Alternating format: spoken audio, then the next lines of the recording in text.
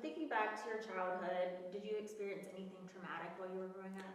No, not really. I mean, I had a pretty typical childhood growing up until probably about 15 or 16, and my family had a lot of money problems. But I mean, other than that, it was. I had a pretty good childhood. Yeah, Yeah. that's great. Have you ever struggled with addiction? Yes. Oh yeah. I had substance abuse problems before I came here, and it's something that I've dealt with since I was about 21. So like the last like 9 years. Yeah, how did you get started? College. Yeah, I partied a lot in college, and Yeah, it led to one thing led to another, so I got into it. yeah. Have you ever experienced homelessness? Yeah. What do you think? What led to that? I mean, I first started experiencing homelessness when I couldn't really keep a job. My substance abuse kind of got out of hand, and it wasn't even so much I couldn't hold a job. I was leaving jobs, and that was affected my life poorly. I kind of tried to set off on my own. I'm a mechanic, so I work on cars a lot. I'm really good at it too, but it was interfering with my life and my issues, and it led to homelessness. So. Yeah, absolutely. What do you think was like a rock bottom for you, or like a turning point that made you realize I need to get help? Um, so I actually have like there was a key moment in my life, and it's kind of silly, but I'll never forget it. I was staying at a friend's house, and I wasn't even like staying at his house. I was sleeping in a car in the front, in his driveway. And I had only been there for a couple of days, and I wasn't planning on staying there for like a long time or anything like that. I just didn't have anywhere else to go. And one day I was out there, my phone had died, and I had lost my charger, and I didn't have anything to do, and I wanted to read something. I didn't have a book or anything like that. And I asked him, I said, you got a book? You got anything I could read? And he says, yeah. And he came outside, and he's an older gentleman. He's not like a lot older, but he's like got a good 20 years on me. So he's a little bit wiser, which is why he was letting me crash in his driveway. Just kind of helping look out. But he came out and he handed me a Bible. And I'll never forget that. And I was like, I kind of thought he was joking at first, but then I was like, you know what, why not? I used to be religious, and I was like, I might as well start reading it. And it was like, at this point, maybe 10:30, 11 o'clock at night. And I went into the car, and I sat down, and I opened it up to Genesis, and I started reading.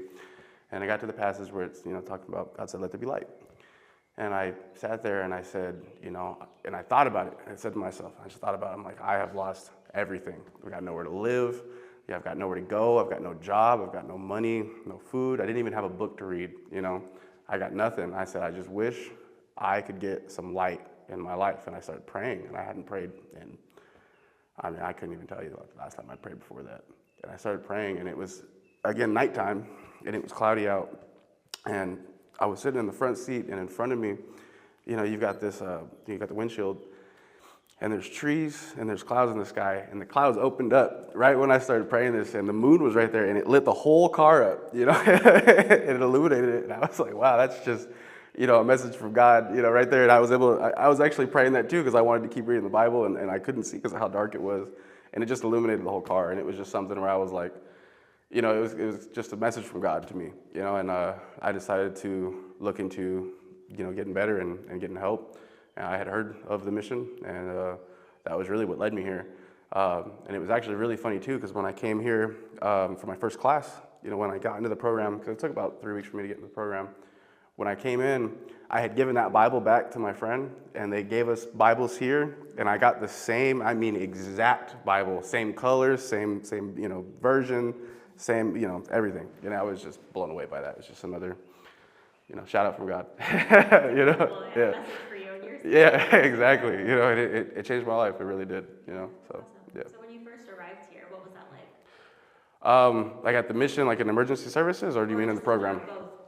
Well, when I first came to the emergency shelter, it was a blessing, but it wasn't what I wanted. I really just felt lost. And I talked to Adam Donovan, who has just been monumental, to me. From the minute I met him, he was just very direct with everything, and asked me questions that people just wouldn't ask me before, was very direct with things. And he was like, we've got a program here. You want to check it out? And he walked around and took me on a tour of it. And I said, you know what? This is something I am 100%, in on, and I wanted to do it. And I ended up getting in about 3 weeks later. And my first day of the program, I remember walking around, And it's funny because I used to make this joke, but I used to tell people, you ever seen that TV show Punked? You know, like in Punked, I used to think someone was gonna pop out with a camera. You know, it'd be like, yeah, we got you. You know, it's just so good. Everybody was so nice, and you know, they take good care of you here. I hadn't been eating very much. You know, I probably gained 70 pounds since I've been in the program. You know, the past like 50 months or 50 days. Sorry. Yeah. You know, I'm sorry. I misspoke again. 5 months. Yeah, you're good. Yeah, I don't know if we want to re-edit that or Do you anything. want to redo that? Yeah, Line? yeah. That'd be great. But I've probably gained about 70 pounds in the last 5 months just from all the eating, you know, and I was working in the kitchen. So when I first got here, and so I was eating a lot.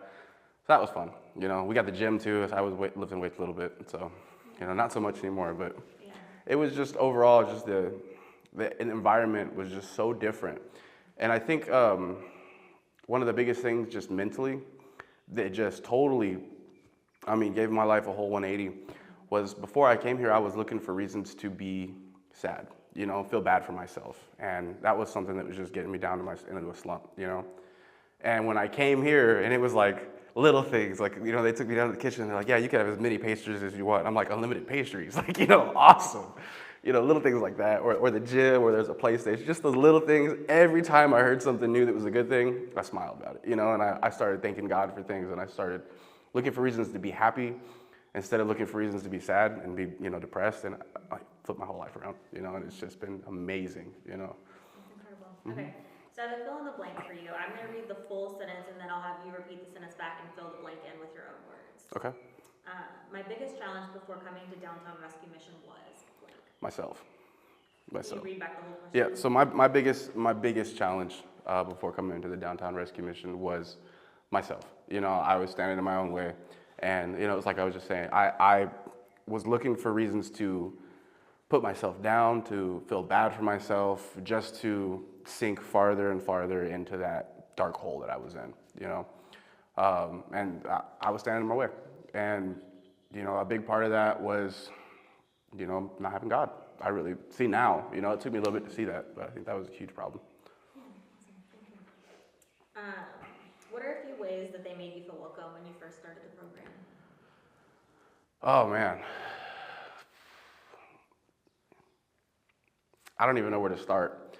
I mean, the ways that they would welcome you here, I mean, just from off the back, and I mean, I hate to spread, you know, Adam's business, but just right off the top, when I walked into Adam's office to talk to him about not Adam Casey, Adam Donovan, about his program, he goes, you know, you got a substance problem. I had a substance problem. You know, he's like, so I know what it's like. Don't be afraid to tell me. You know, and I got that. And it was just like, I feel like people have said that before, you know, and not really meant it.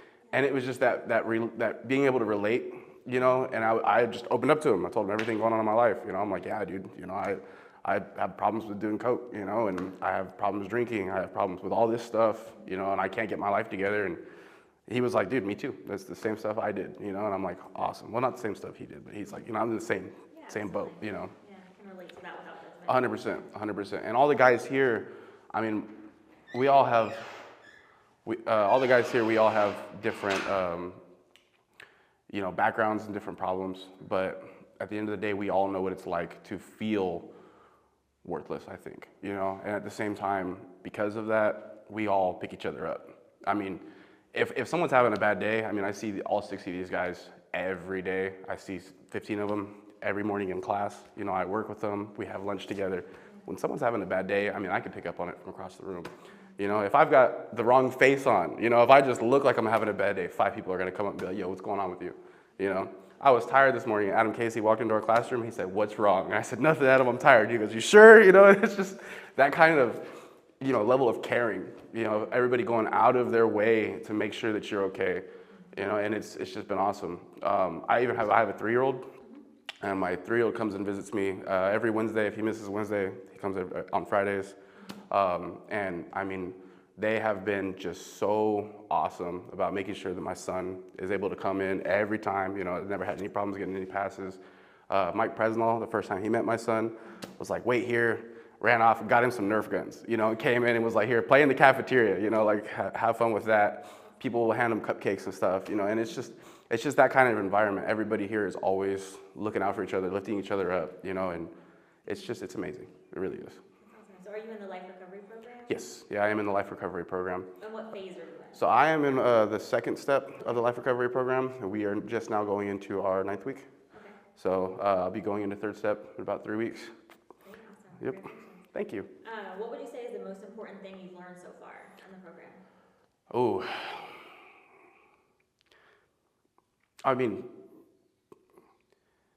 oh man, that's a tough one. So take your time if you need that.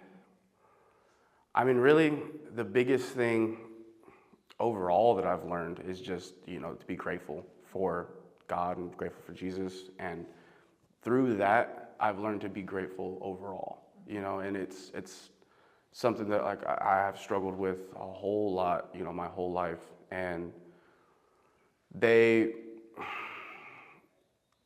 say that here at the mission, anytime anything happens, whether it's bad, whether it's good, we look to attribute it to God. And that's something that I hadn't done in my life before. And since doing that, it has been very eye-opening. And it really has just had a monumentous impact on my life. And all the goods feel that much better.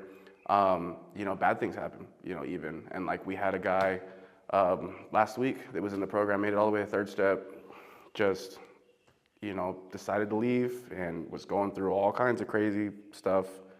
Went out and was sitting out front and would not leave. I mean, I'm on maintenance, so every day I go out there, I pick up trash and clean up after the guys that sit up by the gate. And he had been sitting out there for like a week. And, they had called the cops on him. They had done everything they could, and somebody ended up stabbing him. And he was okay. He went to the hospital. But when it happened, we were all like, "Oh my gosh! Like what the heck? Like what's going on with this? What happened?" And one of the chaplains, I can't remember if it was Adam Donovan, or it might have been Adam Casey actually. One of the Adams said to kind of all of us, he was like, "Dude, you have to really look at this as this is God telling him he needs to go." Because I mean, when I had been going out there, his face was so sunburnt, and I mean, like he was just sitting out there. I was giving him water. I didn't want to give him any food because they had told us not to give him any food, but I was bringing him water and stuff. I saw him every day, I was checking on him, and he wouldn't leave, and it was heartbreaking. We were talking about it constantly because we were all friends with him, and we were all terrified. When that happened to him, he got assaulted, and when they said that, they're like, "This is God trying to tell him that that's not a safe place." And you look at it through that light, you're like, "Yeah, well, maybe it is a good thing that happened," because he probably would have died sitting out there, He looked like it. So, and it's just, and I know that's a terrible example, but it's just, anything that happens, whether it's good or bad, you have to attribute to God, and it's something that I've learned. How do you think the program is impacting your life? It's taught me how to be happy again, for sure. It really has. It's gotten me, I'm coming up on 6 months sober, and that's the longest I have been sober since I was 21, and that's awesome. That's 9 years, Yeah, it's great. And the biggest thing about it is I don't miss it. I haven't missed it in 5 months. The first couple of weeks were a little rough, but after that, I was just like, I didn't even think about it, and that was, monumentally game-changing for me. I got back into everything that I loved, and it's been awesome here too, because like I said, I'm a mechanic by profession. I'm actually a certified mechanic. I went to school for it. In high school, I competed with building engines and stuff, and here I'm able to do all the fleet work on the mechanic or on the car. Sorry, I've been changing brakes out and doing tune-ups and just little stuff like that. But it's getting back into stuff that I love, because I love working on cars, and it's given me that opportunity to just do that, and take my time on it and do it right. It's been a lot of fun. That's awesome. Where would you say you were spiritually when you arrived? So when I arrived here spiritually, I would say I was not in the right place. I was definitely going the right direction because of an experience I had before I came here. Picking up a Bible the first time in a long time, and getting that direction. But I had no idea where to go. I just wanted to go towards God, and I was ready to start looking for him, And when I came here, I realized he's been looking for me, and that was amazing. But I was definitely not in a great place before coming here. Now, since being here, I've loved it, and I've been encouraging, my mom, my son, my sisters, my whole family. I actually got my mom to go to church with me one time.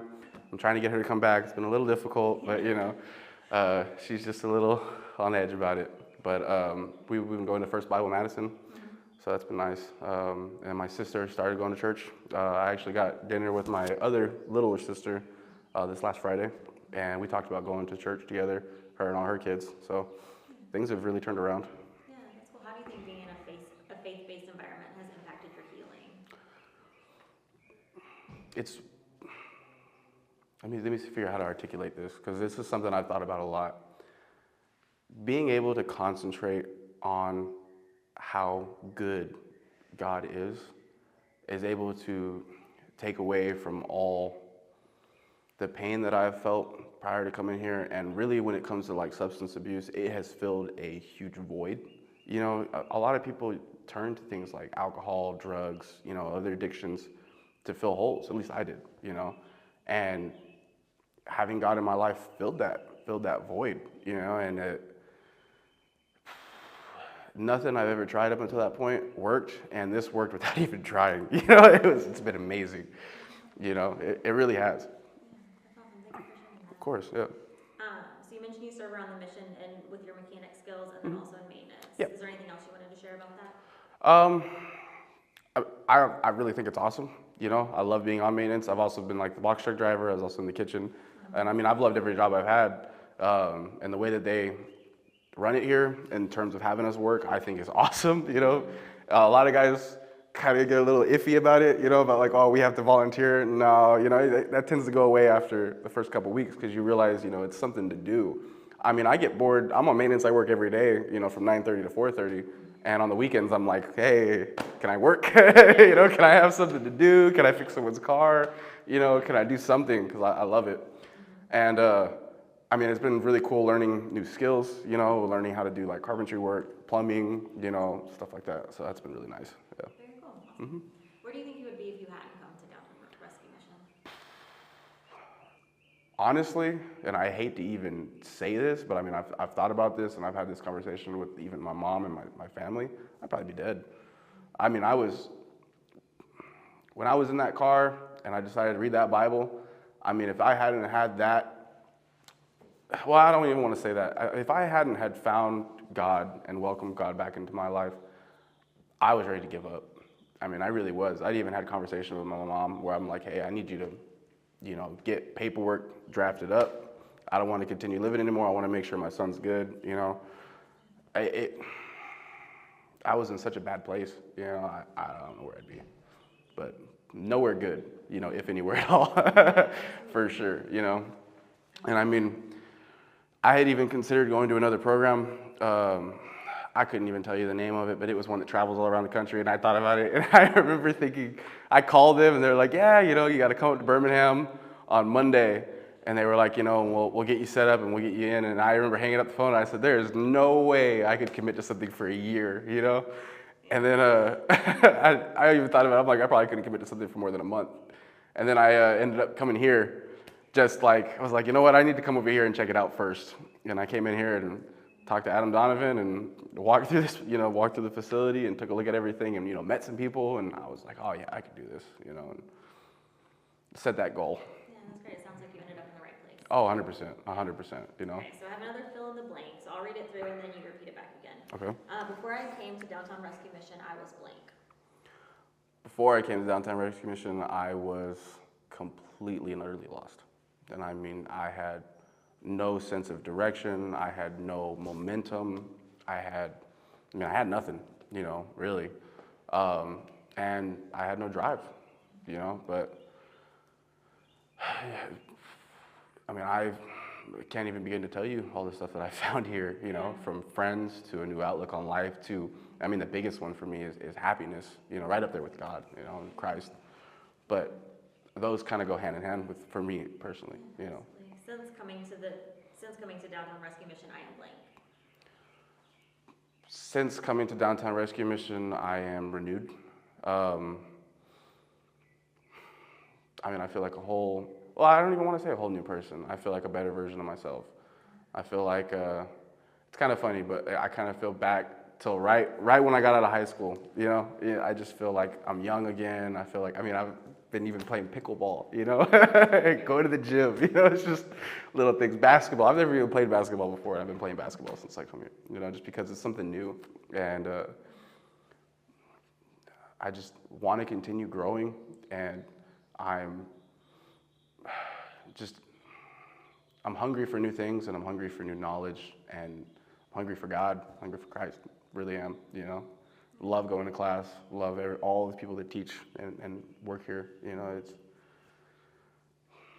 it's just great. Every interaction I've had so far has been positive. Yeah, that's great. What is one way that you feel Downtown Rescue Mission is setting you up to succeed after you leave? One way? Oh, man.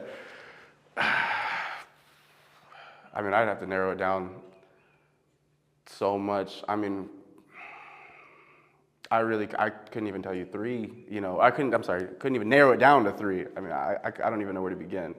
I mean, in maintenance, I'm learning job skills, you know, getting career opportunities just from the people that I meet, you know, that come by and I talk to on the truck, driving around. I mean, I've had people offer me jobs, you know, and I'm like, no, I'm in a program, you know, you can offer me a job when I'm out of here. And they're like, well, the fact that you're doing this, and, you know, I wish I had my ID because I could show you the picture. One of the things I like to do is I show people my before and after photo, you know.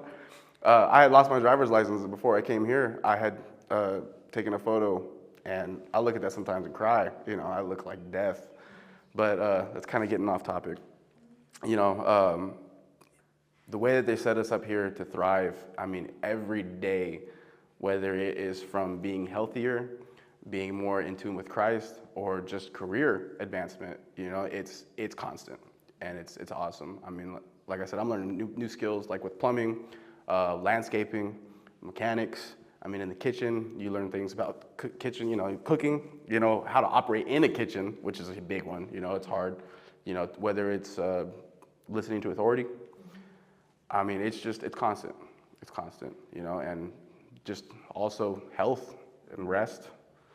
You know, I mean, I'd say everything that we do here is towards getting us ready for leaving, you know, and I know that they do programs here, or not programs, but besides the program that we're in, but I know that here they help people when they get out with graduates. You know, you got grad halls, apartments. One of my jobs as the fleet mechanic here is when they get cars donated, we get them all fixed up for graduates, you know, to buy, and they help them out with that, which is awesome, you know.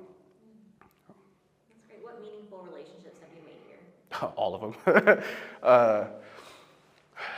I mean, the relationships I've made here, I have a different person for each different thing. You know, if I got to talk to somebody about family problems, I have a friend to talk to about that. If I have conflicts, you know, with my faith, you know, I'm having questions, not necessarily conflicts, but questions. You know, I've got tons of people I could talk to about that. You know, if I'm having problems with my family, you know, I've got a specific friend I could talk to.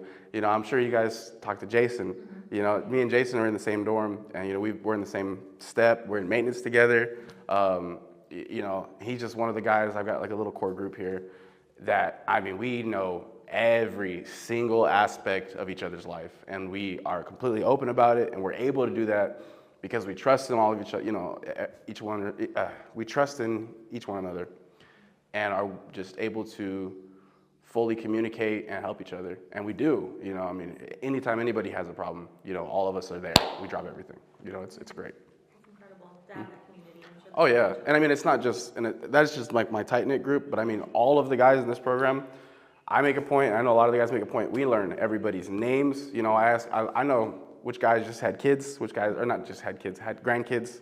You know, we know everything that's going on with everybody, because you see somebody every day, and when you see someone having a problem, you know, you notice that look on their face. You notice something's just a little bit off, and we check on each other. You know, you might get asked how you're doing 30 times a day. You know, so it's pretty good. That's great. What struggles have the mission helped you overcome? Substance abuse. I'm sorry. The mission here has helped me overcome pretty much every struggle I was going through. I was suffering from like malnutrition. You know, I was struggling with my health. I was not able to sleep and lacking sleep. I had substance abuse problems. I mean, all of it. Every major issue that was going on, the mission here has helped me overcome, whether it's been from eating or getting closer with God, finding reasons to be happy. I've even been mending relationships with like my family and friends, you know, and that's been a big one. You know, I've had problems with, you know, some members of my family, you know, for things that not just that I've done, but that they've done to me, and we've been able to talk about it more openly. And when I do have those conversations, I can go to somebody like Adam Donovan or Aaron Shively, Adam Casey, and talk to them and say, hey, this is what's going on. I need help. I need to figure out how to handle this, So, yeah. Mm-hmm. What is one way the mission has helped, sorry, let me start that over. What's one way the mission has helped change how you see yourself? The mission has helped me find my confidence again, and like with who I am. I saw myself as worthless, like in every sense of the word. And one big thing with refinding God and welcoming God back into my life and Christ back into my life is I know that I am full of worth, and I wouldn't have found that without the mission, and without my teachers and the chaplains and the guys I talk to, and I get reminded of it every time somebody asks me for my opinion on something, and I'm like, awesome, like my opinion matters, and it holds weight, which is crazy, Mm-hmm. What are your plans for the future? So, my plans for the future aren't like rock solid, but the direction and like the overall gist of them are. I know that I want to continue to be involved here in terms of probably staying at the Grad Hall or the Graduate Hall or the apartments, but really I want to take a lot of the skills that I've been, getting reintroduced with and taking them to a career. I want to get an apartment. I want to continue to pursue God. So I've been involved in a D group here with Chaplain Aaron, and that has been tremendous to my growth. We meet every Friday. Jason's actually in my D group that I think you guys interviewed too. And we sit there and just talk about not just what we're reading that week, but how it, how it relates to life, how it relates to everything that we're going through, and the skills that we can learn from each passage. And it's been great. It's helped me tremendously. I'd love to start my own group and bring more people into faith, into Christ. I miss working for a paycheck, but being here and working every day has honestly been the first time in my life that I haven't dreaded going to work. And I think that if I take that energy and put that towards my next job, I'll probably thrive the way that I have here. So, that's a big plan. As far as like a living situation though, I don't know if I would try to do something here with the Grad Hall or the apartments or just try to get my own. But whatever I do, I just want to get something solid so I can start living with my son again. Yeah. Awesome. Okay, so I have two more fill in the blanks. I am thankful to the mission because. Oh, these are very general questions. It's hard. It's hard to come up with an answer sometimes.